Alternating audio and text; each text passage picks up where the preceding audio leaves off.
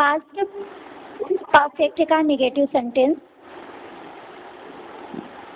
इसमें होता है कि प्रिंसिपल क्लोज में बनता है इसका सेंटेंस, और यदि प्रिंसिपल क्लोज में है तो वहाँ पर हैड और वर्ब की हैड नॉट और वर्ब की थर्ड फॉर्म का प्रयोग होगा। और उसके अलावा जब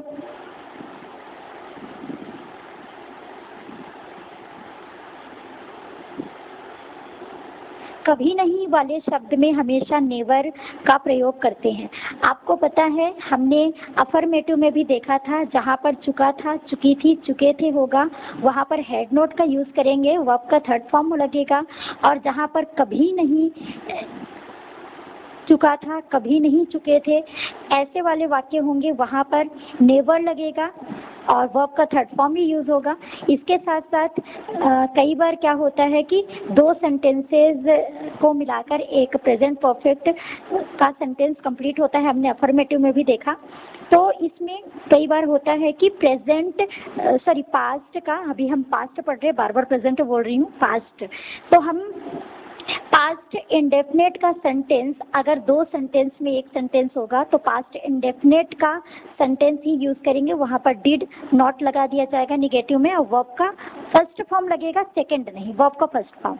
और जो इसका बी साइड का यानी कि दूसरे साइड का जो सेंटेंस होगा वो पास्ट परफेक्ट के निगेटिव में ही बनेगा, यानी कि थर्ड फॉर्म और हेड लगाकर ही यूज़ होगा।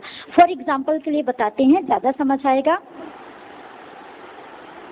जैसे कि होता है, मेरे स्टेशन पहुंचने से पहले गाड़ी नहीं चली थी, इसको क्या कहेंगे?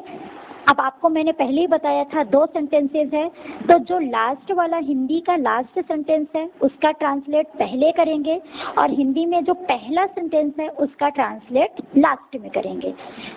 तो ध्यान देना, मेरे स्टेशन पहुंचने से पहले गाड़ी नहीं चली थी, तो पहले गाड़ी नहीं चली थी ट्रांसलेट करना है, the train had not started, फिर मेरे स्टेशन पहुंचने से पहले तो लगाएंगे before I reached the station.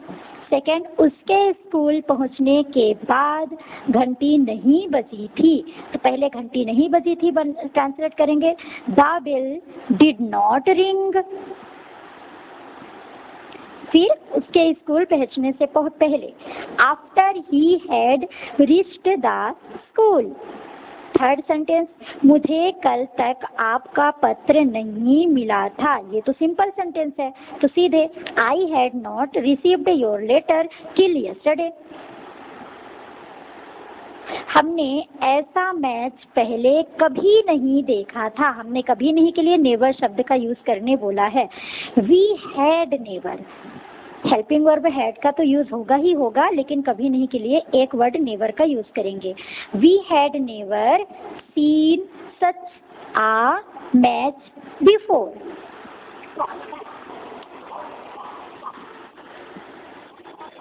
Past perfect interrogative sentence, आपको पता है इंटरोगेटिव में हेल्पिंग वर्ब सब्जेक्ट से पहले चला जाता है।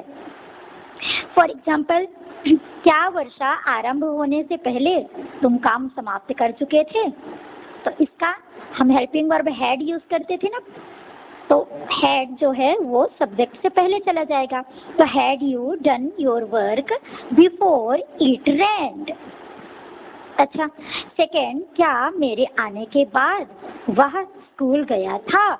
मैंने बताया था ना आपको, दो सेंटेंस जब हिंदी में होते हैं तो दूसरा वाला वाक्य पहले ट्रांसलेट किया जाता है और पहला वाला वाक्य दूसरे नंबर पर ट्रांसलेट किया जाता है। तो ध्यान से सुनो, क्या मेरे आने के बाद वह स्कूल गया था? गया था, वह स्कूल गया था, ये पास्ट इंडेफिनेट का सेंटेंस है, तो वह स्कूल गया था।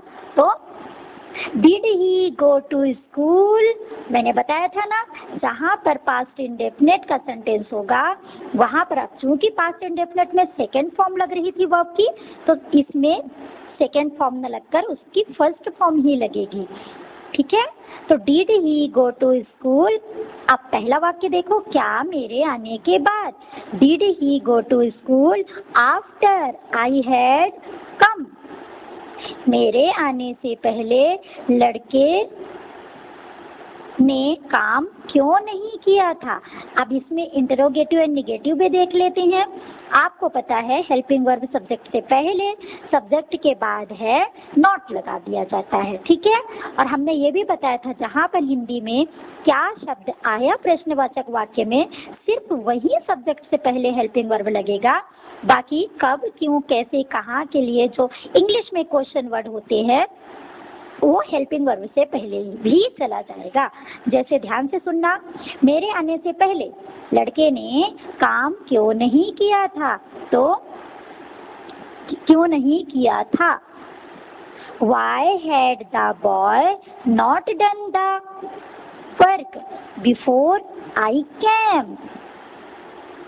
क्या वह समाचार पहले ही सुन चुका था। ये तो सिंपल है। Had he already heard the news? Sita ने सोने से पहले पत्र कब लिखा था। When had Sita written a letter before she slept?